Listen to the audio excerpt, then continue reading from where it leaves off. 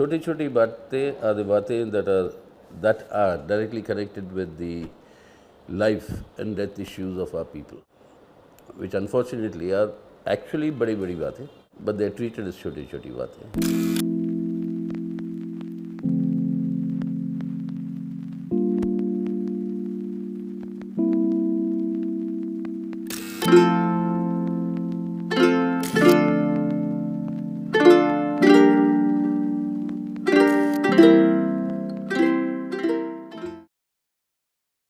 Speaking of a little history, we all have known, we all have read about your speech that you had given before then Prime Minister Indira Gandhi ji.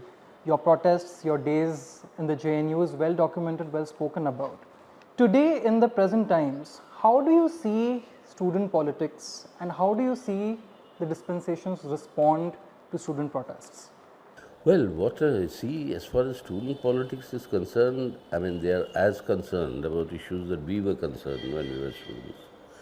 When we were fighting the emergency for our democratic rights, for the restoration of democracy, etc., students today are fighting for their own rights in the institutions, in the universities.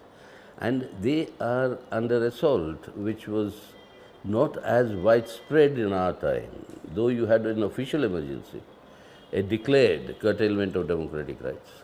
But here you have an undeclared curtailment, infringement that runs across a variety of higher education institutions in a very different forms.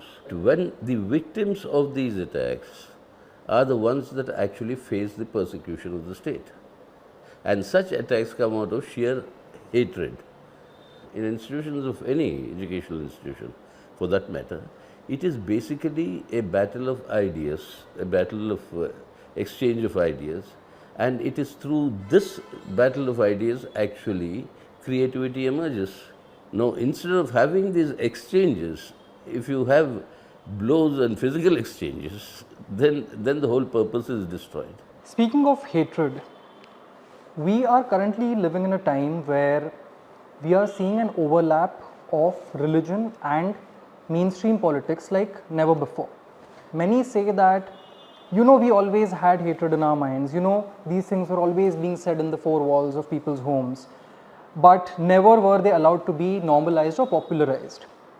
Do you believe there was always this undercurrent in the country? Well, there always was an undercurrent. I mean, the degree would vary.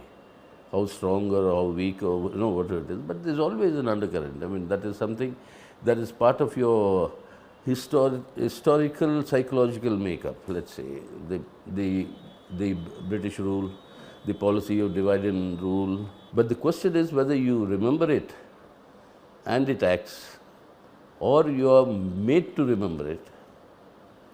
You are reminded to remember it, and therefore act. There's a big, vast difference between the two.